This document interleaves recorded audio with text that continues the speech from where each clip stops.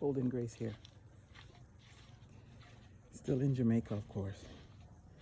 Just a few minutes later. The day before the elections in the United States are being held. And I keep bringing that up because it just became so, it's a lot of turbulence going on with this election. And it just made me feel like, you know something? I gotta get out of Dodge. So what I want to talk about right now is my arrival in Jamaica. When I arrived in Jamaica on October 31st, now mind you, I was here in September. I'm walking down the gully right now. I'm going down the gully, so I don't want to slip. But anyway, my arrival in Jamaica. So I got down here on the 30th of October, and I asked my driver, which is you can call him a cousin. I asked him to take me to the Cambio, Lasco, the place is called, and it's on Red Hills Road in Kingston, where you can cash out money.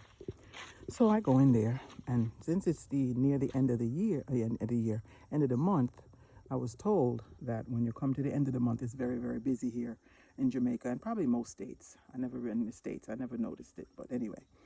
So he said it's busy, busy, busy. Everybody getting paid. You know, sometimes they get paid once a month here in Jamaica, from what I understand. So everyone's getting paid. Everybody's doing their, you know, last minute, whatever, for the month end.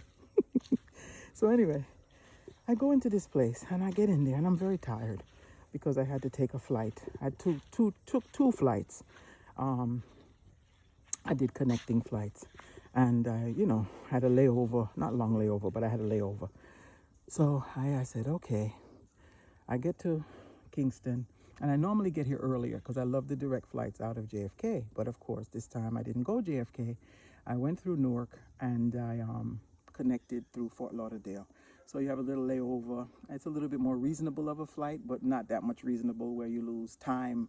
And you know, the time is so important when you get here. So when you get here now, it's you know, lands around 11:30, 12 o'clock or so.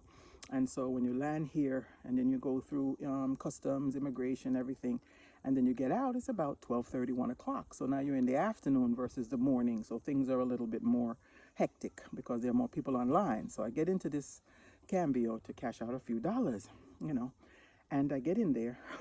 When I get in there, there's about 8 people in front of me, and I'm a little like, oh gosh, you gotta be kidding me. Look how long this line is.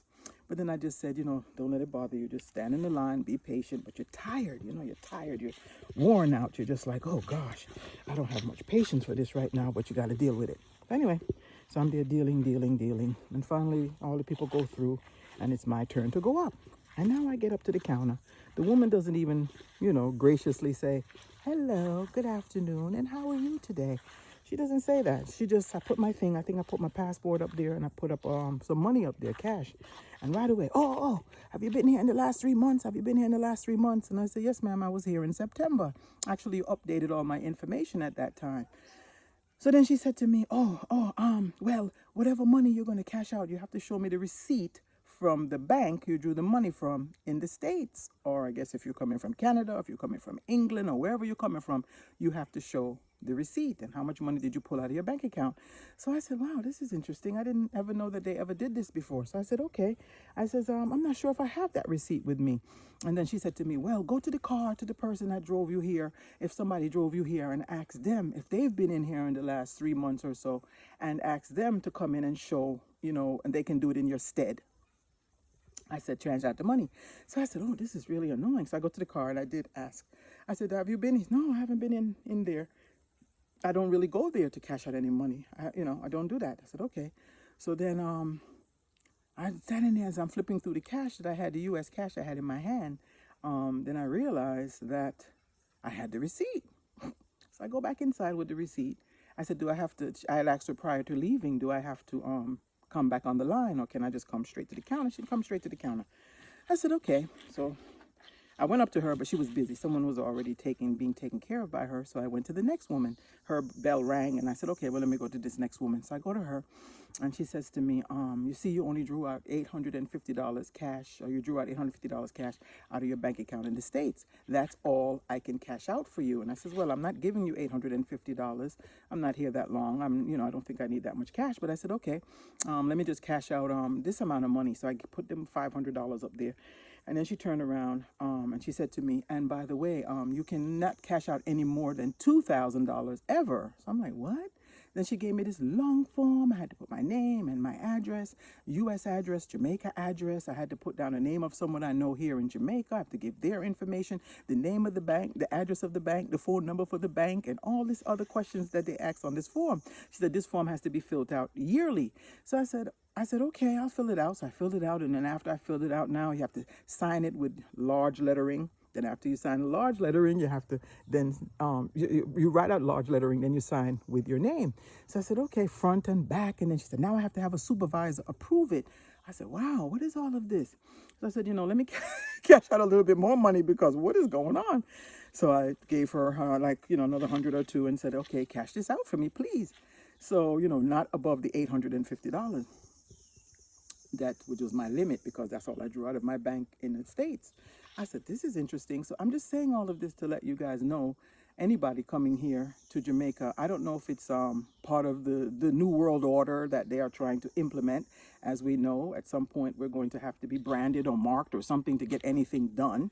So I don't know if this is the precursor to that or this is something they've been doing all along. But I was here in September and I didn't have a problem like this. All they did was update all my information in their system, and I was able to cash out even more than the $600, $700 that I cashed out. So I don't understand what is this this new thing that they're doing. But just to be mindful, if you come down here, that's another thing that they may be doing if you go to the Cambio to cash out any money. Now, in the airport, I don't think you have that issue. But if these, of course, in the airport, you're not going to get a higher rate. If you cash out outside of the airport, your rate is a little bit better. I was told also that if you do Western Union, you send Western Union to yourself down here and pick it up from Western Union, you get even a better rate.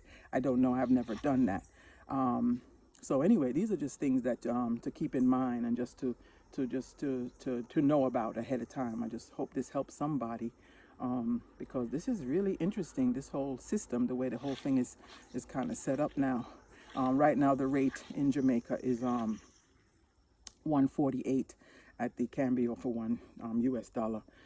So yeah, so for the $600 or $700 that I cashed out, I believe I got 89,000 Jamaican dollars, and as we know, that can go very fast here in Jamaica. Because I'm going to do a video soon on my receipt. I went to a supermarket here on Constant Spring Road, and I bought groceries. And I'm telling you, $49,000 Jamaican dollars for groceries. Yeah, $49,000. So that's equivalent to 300 US dollars. Food is very expensive here in Jamaica. So anyway, we'll do that video, and I'll go over a few things, itemized things on the video to let you know on my receipt what I paid for, what I bought, and what it costs. So if anybody's watching from England, Canada, anywhere you are that's coming back to Jamaica, and even Jamaicans, you may learn something. I like to send barrels, and this time I didn't send a barrel, but the next time I will be sending a barrel with, a lot of the perishable things, flour. The bugs are biting me, what they call batless. They are biting me up right now. You don't see them, but they don't have wings or anything, but they seem to get around and bite you. And I don't want to slide down this gully right here, but I am going down slowly, and I have Birkenstocks on, which is probably not the shoe of choice to wear when it's muddy. A lot of rain, and more rain I come here in Jamaica. So yep, went down. Golden Grace, gracefully signing off. Walk good.